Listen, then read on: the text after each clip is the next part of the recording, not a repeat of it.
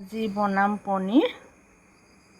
পনীৰটো এইটো খোলা পনীৰটো নহয়, এইটো টেমা পনীৰটো।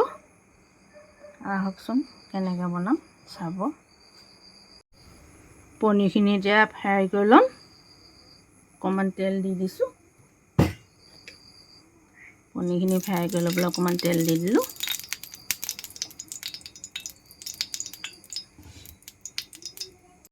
এতিয়া তেল গৰম হৈ গ'ল, পনীৰখিনি ফ্ৰাই কৰি ল'ম।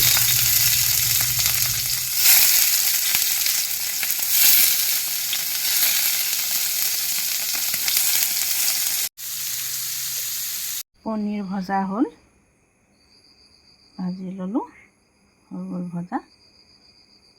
পনীৰ বনাবৰ কাৰণে মছলা, পিঁয়াজ, নহৰু, আদা, কেঁচা জলকীয়া, বিলাহী এইখিনি আকৌ ফ্ৰাই কৰি ল'ম।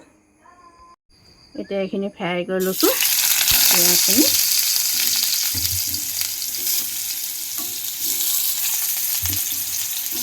বিলাহীখিনি দিছোঁ ইয়াতে, বিলাহীখিনিও দি দিছোঁ।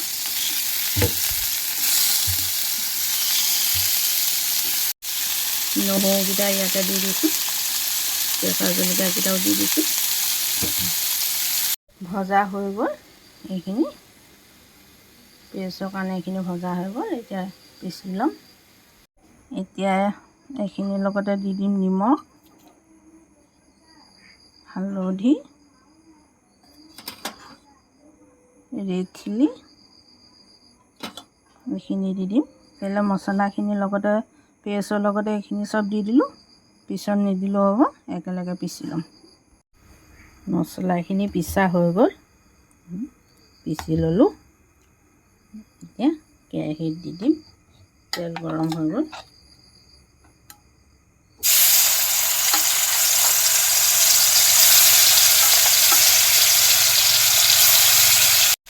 পানী অকণমান ঢালি দিওঁ, মছলাখিনি হৈ গ'ল।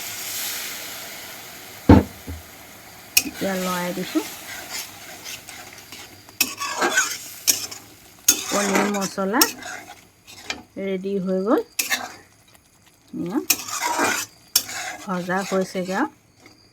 মছলাখিনি আগতো ফ্ৰাই কৰি লোৱা হৈছিলে, সেইকাৰণে বেছিকৈ ফ্ৰাই কৰিব নালাগে। এতিয়া হৈ গৈছে, দি দিলোঁ তেলত। ধুনীয়াকৈ ফ্ৰাই কৰি ল'ম।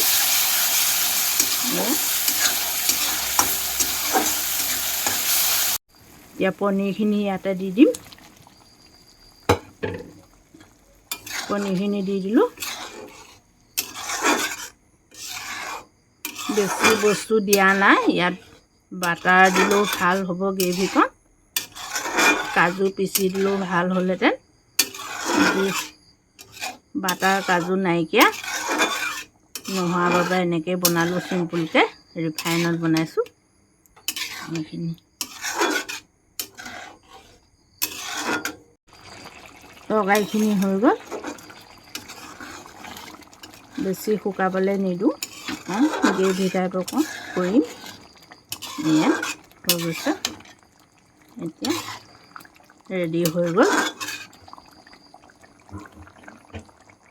ভিডিঅ'টো কেনেকুৱা লাগিলে জনাব, লাইক কমেণ্ট কৰিব, চেনেলটো ছাবস্ক্ৰাইব কৰি দিব।